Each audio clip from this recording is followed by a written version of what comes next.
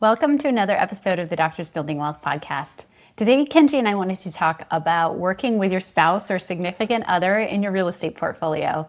So this is something that, we've personally done since 2015, and that we see a lot of people do in our community is they and their partner decide to launch the real estate portfolio together, and something we actually really encourage people to do if their partner is interested.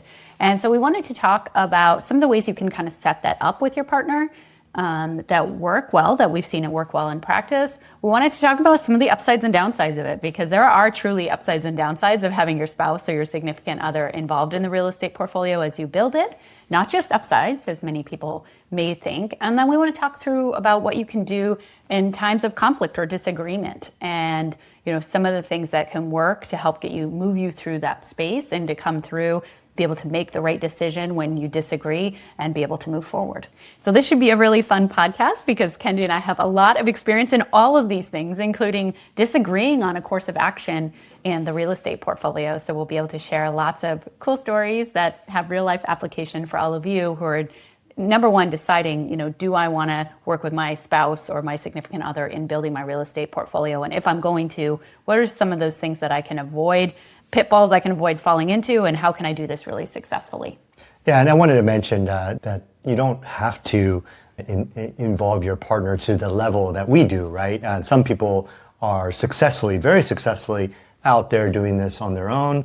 But one thing I will say is that, if your partner is involved, it does, I think, make things easier. I do think that it's kind of the idea of like rowing a boat in the same direction, right? There's no chance of significant differences, right? Like people going in the opposite directions, right? Of course, there's going to be differences in terms of decisions and within the portfolio, but in terms of like, hey, let's build a real estate portfolio, if you are aligned with your partner, it does help, right? Right. So that's one of the upsides is alignment, right? Because then your spouse kind of understands why you want to put some of your funds towards this versus something else, or they understand why you're making the decision to be looking at properties at 11 p.m. at night instead of watching a movie with them, right? So I think that having your spouse involved, one of the upsides is that they really understand your perspective, understand what you're working towards, and they're in it to work with you at whatever level. We're going to talk about different levels of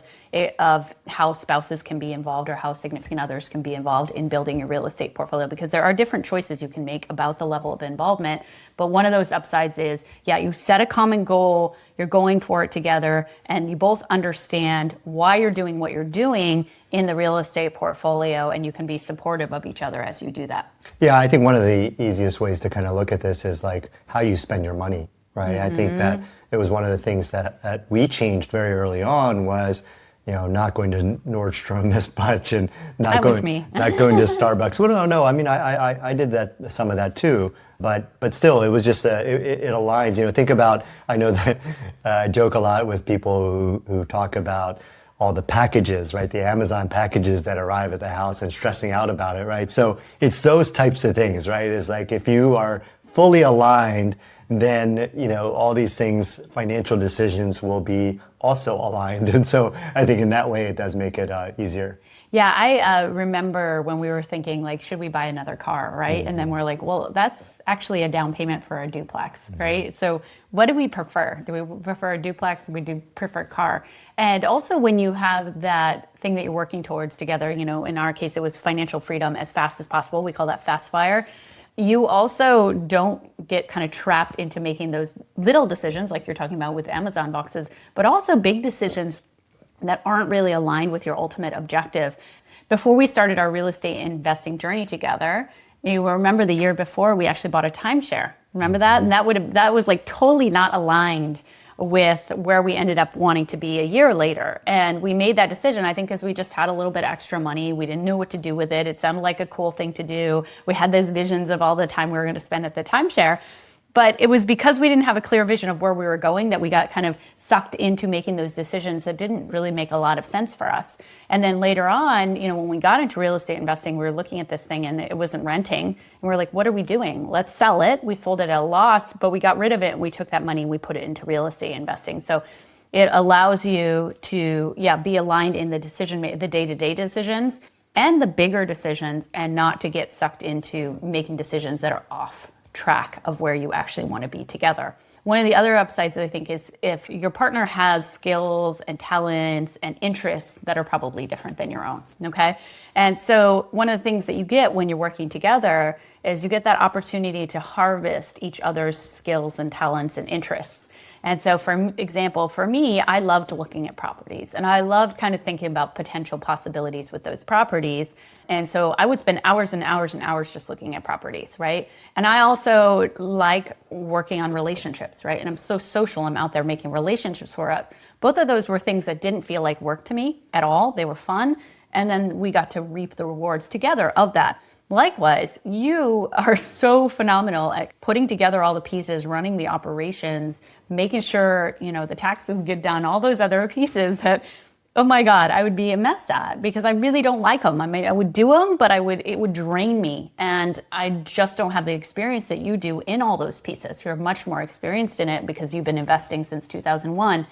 So we were really able to harvest those talents, experiences, and the areas that you really excelled at is what we could harvest because both of us were involved. Yeah, I think of it as like being the difference between being a solopreneur and having employee number one, right? and vice versa, right? So I'm her employee number one, right? So I do think that, having that additional talent is really great. Now, I will say, when we built an org chart, we have to put a dotted line and nobody's anyone else's employee, though. That's right, exactly.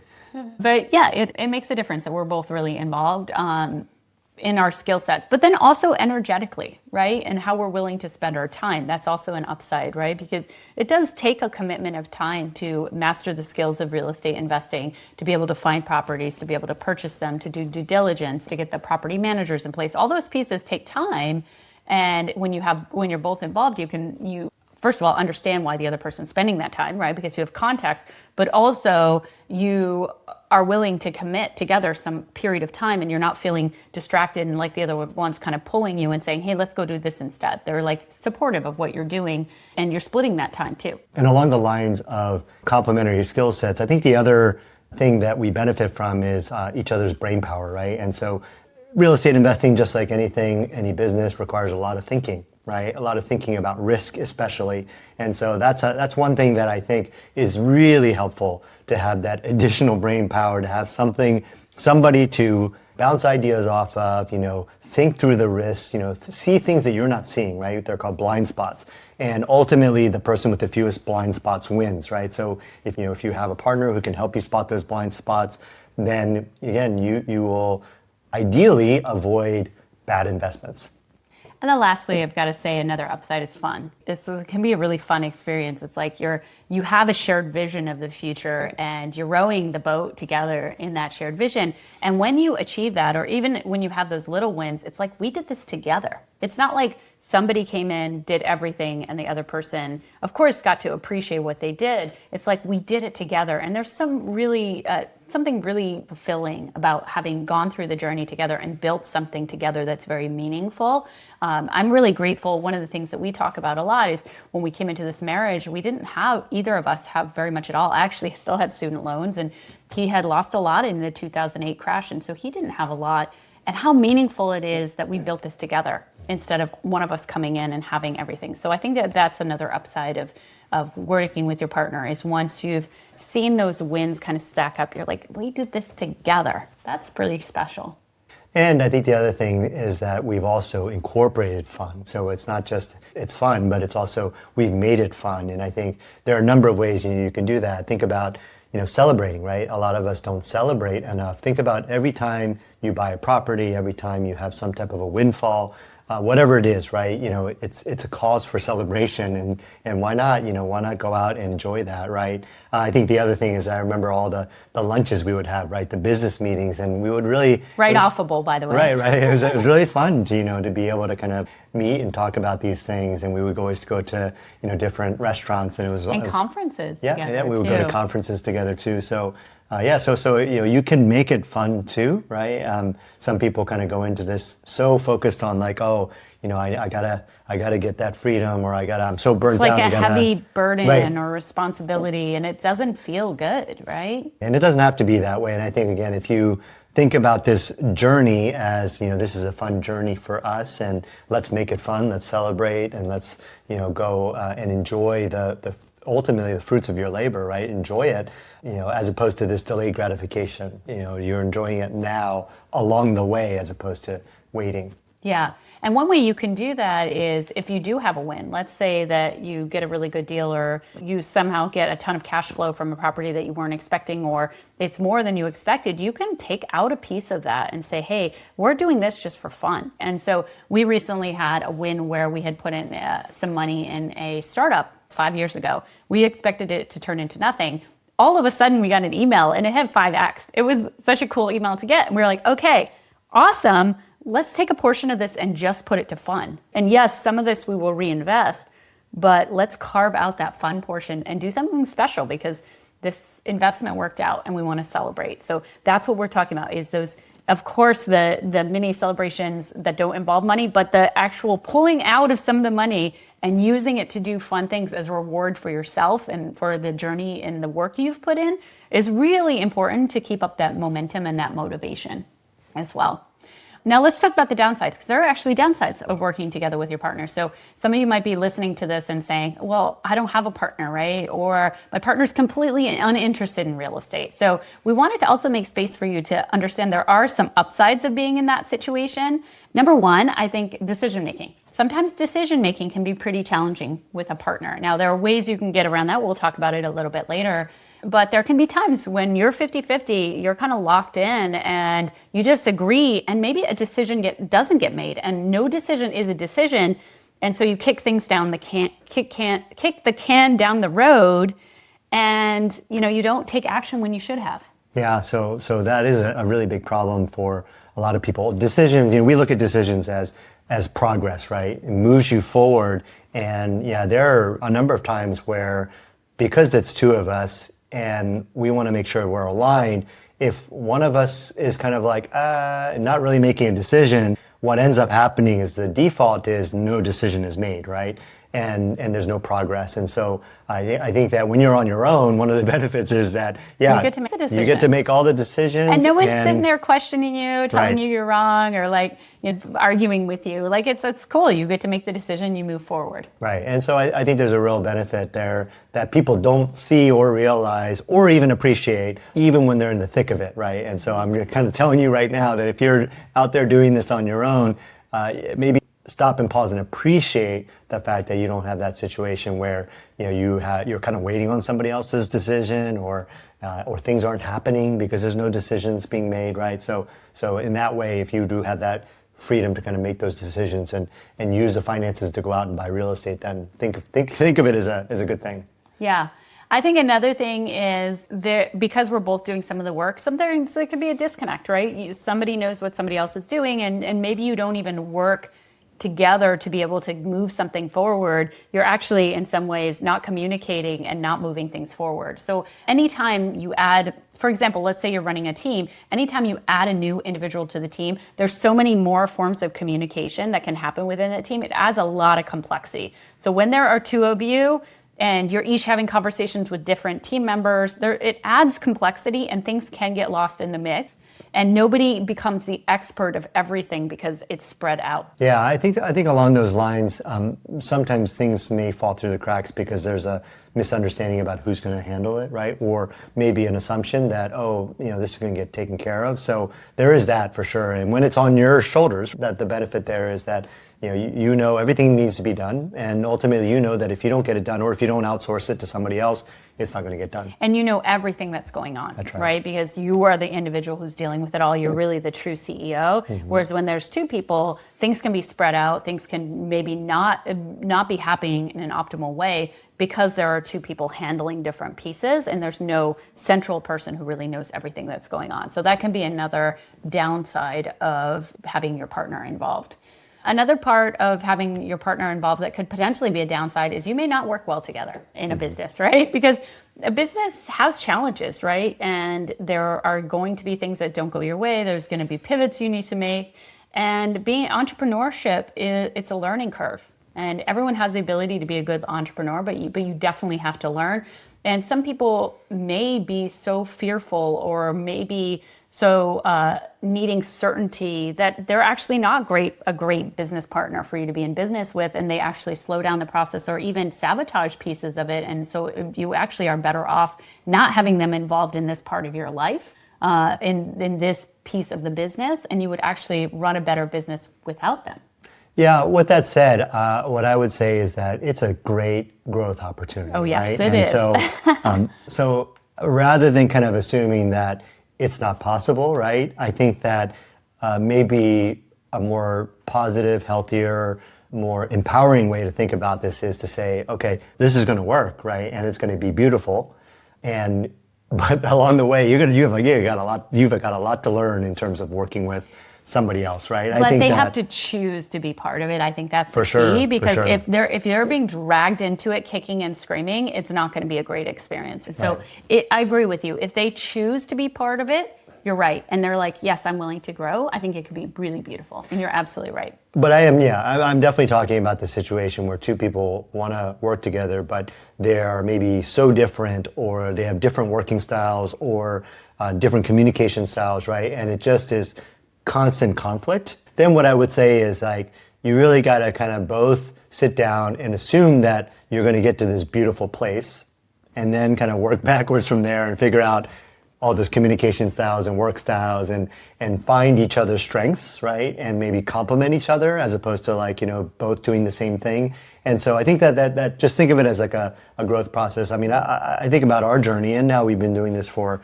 over a decade. And so over that time, I think that, things have gotten a lot better, right? Yeah, I think they've that shifted. things have. We've shifted, and we've figured out, how to better work with each other over time is definitely improved. Yeah. So I think that, and actually I would say that it's not just improved. I think it's really kind of getting to that place, that really beautiful place, right? Of like, wow, this is really amazing, right? Working together, getting a chance to work together. Now I kind of go, wow, this is so cool that we get to hang out and spend time together and do this like journey together, right? And so I'm going to step back and say, even when you think about why you get into intimate relationship with somebody, is because together you are more than you are individually, right? Together you produce change in the world, whether it's in your real estate portfolio or just, having each other's back in your jobs, or having a family, and that shifts the world. So all of the idea behind a relationship is together you are more,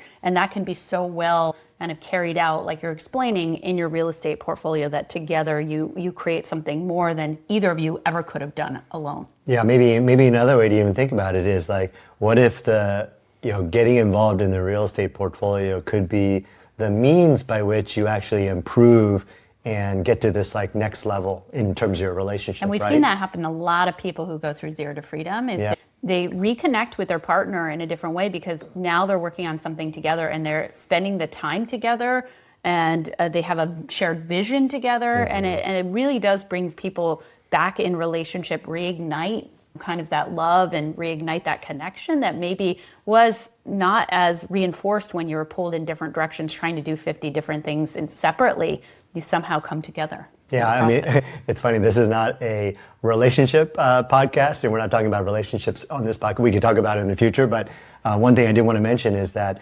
if it's the difference, it's shifting that kind of like the thing that you were maybe fighting about, right, between the two of you, to focusing on something that's external to you, right? And it's fulfilling some type of a vision or some type of a future that you're both envisioning together, that you're excited about, and working on that thing, which is again outside of you guys, is what's kind of bringing you together to achieve that vision. So I think it's actually one of the things that a lot of people talk about with how do you improve a relationship, is you guys have to have a shared compelling vision of the future, right? Something that you guys are going towards and working towards together. And so that's why I do think that, real estate does in some cases can bring people together. And you're foreshadowing actually the last part we're going to talk about in this podcast, which is, how do you get through disagreements? But I quickly want to go and talk about, how are the ways you can set it up if you're going to work with your partner. So when I thought through the ways you can set it up, you can set up with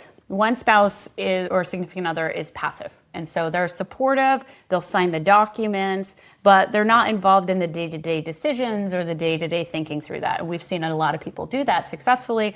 And also remember, things can change over time. So you might start out with your partner as passively supportive, they'll sign the paperwork, but a couple of years from now, they might see what you're doing and they might choose to get more involved, okay? So just because they start off in one type of pattern here doesn't mean you're not gonna switch down the road. So don't assume that things will stay the same. The second one was spouse as a thought partner. And I would say more and more we've shifted to that over time, honestly, because I used to be a lot more involved in the day-to-day of the real estate. And then as all these other businesses were growing and as we had teams and things like that, I've more shifted to thought partnership where Kenji will come to me and we'll discuss problems he's having in the real estate portfolio. And that individual serves as a thought partner and helps them think through and maybe see different perspectives and see different approaches. And then he goes and he executes. So that's kind of where we are largely now is spouse as thought partner. And then there's the spouse or significant other as an active participant, where you're in the weeds, you're looking for properties, you're doing the bookkeeping or you're overseeing the CPA and they're carrying out certain day-to-day activities. And every single week, both of you are doing certain activities for the real estate portfolio. Maybe you're, meeting every week or every other week or every month to talk about the things that you're doing, and you're both moving the portfolio forward together. And I think that's how we were for probably the first 4 or 5 years of our portfolio. We're a lot more both into the weeds of the day to day, and over time it's shifted. So those are kind of the 3 ways that I saw that you could set it up. Would you add anything else to that? No, I think that pretty much summarizes it. I think I don't really have anything to add to that. So what do you think were the strengths and weaknesses of the different ones? So spouse as passive partner, spouse as thought partner, and spouse as active participant. Yeah, I could think of upsides and downsides of all of those. And I really do think that just going back to doing this with a partner and that compelling vision, if that's something that both people want, I do think that model for me is really the most powerful because you get that alignment. You also have that compelling vision that could actually bring you two together. And like I said, it's that partnership, right? You were talking about partnership in marriage, but partnership in business, there's so many, it just kind of brings you together, right? It's like instead of 2 ships passing in the night, it's like you guys are like we are, like we're together all the time, right? And we're talking about things that are relevant to our future and our vision of our future. So so you're talking about spouse as active participant is really like what you think is the most valuable. And I would agree with you thinking back on when we were building this portfolio together and we were involved in the day-to-day and we were doing all those lunches about the portfolio and stuff. It was so much fun. Now I think we shift and we do a lot of those about semi-retired MD. So we still have that opportunity. But I do think that was the most exciting and the most fun way to structure it if your spouse is interested, right? Again, you don't want to have your spouse kicking and screaming and force them into something. Do not force them into something. Offer it and then let them come along and do what they're going to do, and don't have expectations, because that will take away the fun here, and that will create this resistance dynamic that you just don't want a piece of. You don't want to do that in your marriage. So I think it's more of an offering or an inviting and allowing them to do what they want to do without expectations for what they need to do. Yeah, one thing I did want to say is that if you are doing this on your own, you shouldn't let your spouse hold you back from achieving whatever dream it is that you have, right? Ultimately, go for it. And I just see that as ultimately an excuse. Is if you're sitting there saying like, well, I can't start doing real estate because my spouse is not on board, right?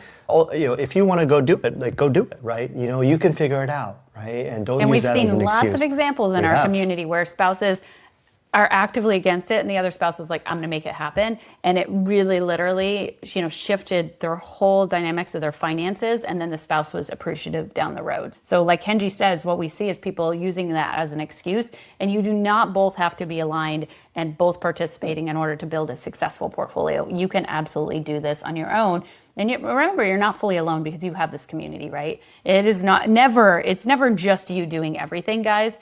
Just like there's a book which we think is amazing called Who Not How by Benjamin Hardy and Dan Sullivan. And that who not how is like always there are who's involved.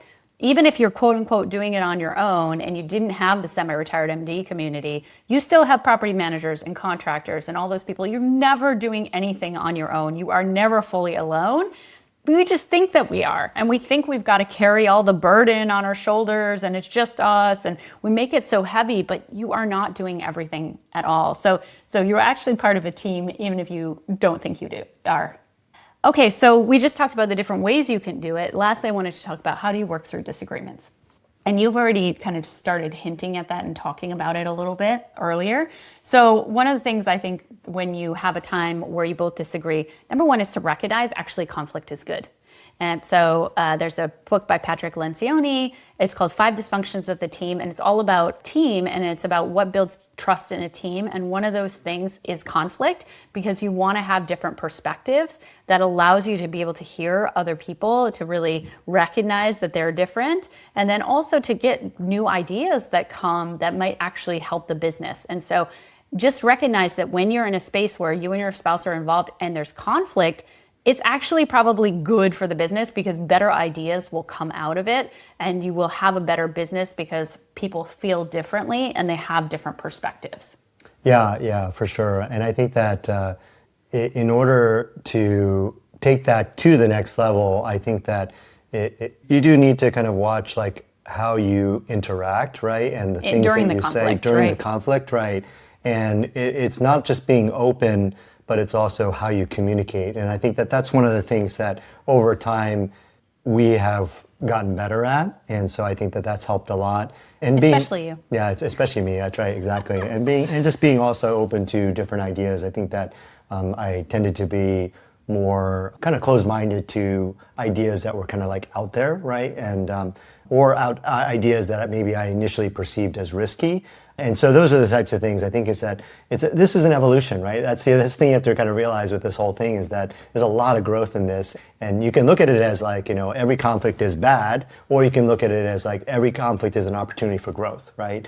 And again, is it conflict, or is it actually just sharing of ideas and differences in ideas and identifying blind spots, and you're actually feeling uncomfortable because somebody's pointing out a blind spot that you didn't see, right? And so you kind of have to tease through these things and figure out for yourself. And ultimately, like I said, in the end, if you keep persisting, and that was kind of one of the main points I wanted to leave you guys with, is that you guys can either keep going and get to the fruit of your labor, right? Or you guys can hit those speed bumps and then quit, right? And what we sometimes see is that people hit those speed bumps and then they quit, right? But the beauty of like pushing through and getting past those speed bumps and getting to that like fruit of your labor, it's a beautiful thing, right? Especially if you can continue to grow, as long as both people are growing through that process, it could end up in a really, really amazing place.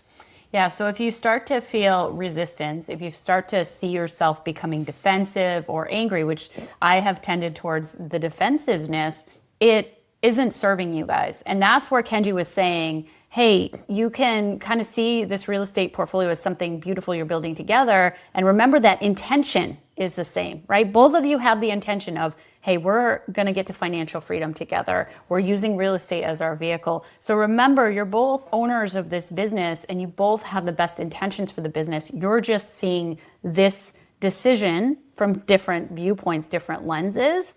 And like Kenji said, there might be a strength in that as well, that one person's seeing a blind spot the other person doesn't actually see. So you have to stay open and not go into that blame or that defensiveness or the resistance or shutting down, which so many of us naturally, do. It really is that growth, the personal growth of saying, okay, I feel myself getting charged up. Let me take a break. Let me walk away and let me remember the intention here. Both of us have the best of intentions, which is to build this business, to avoid mistakes, to make it successful. And that's why we're coming to this space and we're feeling passionate about our opinion. Okay. I think I can wrap it up. Yeah, I think so. I think I did. I hit all of that. Mm-hmm. Yeah. One other tool I want to introduce before we wrap this up is the idea of a lemon. Okay, and so I'm moving my stuff because it's actually the idea that there's a limit. So if you find there's resistance, if you find that you're getting into emotions and anger and all those pieces, it can be a time where you can say, hey, let's look at the lemon in the table in front of us. That's the problem, right? We're a team together solving the lemon on the table. It's not you versus me with different perspectives. It's like there's a problem on the table and both of us focus on the problem, not on each other and have that conflict. And so that is another tool for you, is just in the middle of the conversation when you find yourself getting heated, when there's conflict and maybe you're kind of tending towards that area where you're not being respectful and supportive of each other through having differing opinions and different perspectives, look at the lemon on the table, refocus on that instead of, seeing at each other, going at each other. Yeah, it's a very, very useful way to do it, because if you're kind of like going against each other, right? I mean, ultimately the other person's going to resist, and if you can kind of go side by side and look at a problem together, then that resistance is not aimed at the other person anymore, right? And so I think it's a really valuable tool for sure. But it requires you to kind of step back, maybe as you were saying, like, go for a walk, whatever it is, change the energy, and then come back. Then you can kind of come back and with that renewed focus on not your partner, but the problem at hand. And then you align your energies together instead of really truly wasting energies going at each other. You're aligning your energies to solve the problem. It's a much better use of energy, and it's going to help you move that much further in your business. Yeah, and I'll just kind of give you just a personal example, which is that a lot of it comes from blaming, right? So like and a lot of it is rooted in expectations, right? And so if you have certain expectations of your partner and they're not doing things the way you expect them to do, or they did something and it ended up turning into a problem, and there's that blame. And so I think that's kind of where a lot of the conflict can come from, as opposed to kind of saying like, okay, this happened, let's kind of solve the problem. And we haven't even brought this up, but maybe whatever ended up happening, no matter how bad it is, there might be a silver lining in it, right? There might be a reason. Less happening for you. Right. I remember, I think this is an important example to bring up. There's a couple in our community who were victims of wire fraud, right? And they lost like $50,000 or something in the order of that. And they didn't then turn against each other and blame and like say, why didn't you do this? Why didn't you double check this? Like there was none of that. And they both really had the lemon in the table, and they said, okay, let's go into problem solving. Let's go, see what we can do. They weren't ultimately able to fix this, but what it didn't do is derail them. They kept moving forward. They ended up with another property like a year later, but they never got into that space of just blaming and getting angry and wasting their energy there. They were actually able to tackle the lemon. So I want you guys to hear that example because it's such an extreme one, right? You can see how very easily they could have gone into blame and it could have derailed their whole journey to financial freedom, but they didn't let it. They chose something different. And that's the cool thing is when you are in a space of a disagreement, you have choices and you are ultimately in control of the meanings and the stories and the lenses that you're looking through everything at. And so you can do things differently. And so maybe one time you have an interaction that's not ideal. You go back, you apologize, and you do things differently going forward. And that's one of the cool things about being with your spouse is there's a lot of emotional bank that you built up over the years. And so in those times of conflict, you can move through them and you can end up stronger and better because of it. And you learn. Like Kenji said, he and I have worked better over the years together as we built this business. Actually, probably about 2-3 years, maybe 3 years into the journey, 4 years into the journey, we actually made him the CEO of our real estate portfolio. We made me the CEO of Semi-Retired MD, and that just allowed us to really have some decision-making power when there was a space where we couldn't come to an agreement. And I think those kind of things helped, but also we got better at disagreeing, which is a really good thing. And not having disagreements is not necessarily healthy. Remember that too, because you want both people to have perspectives, to speak up, to see those blind spots, and to be able to make sure you're making the right decision.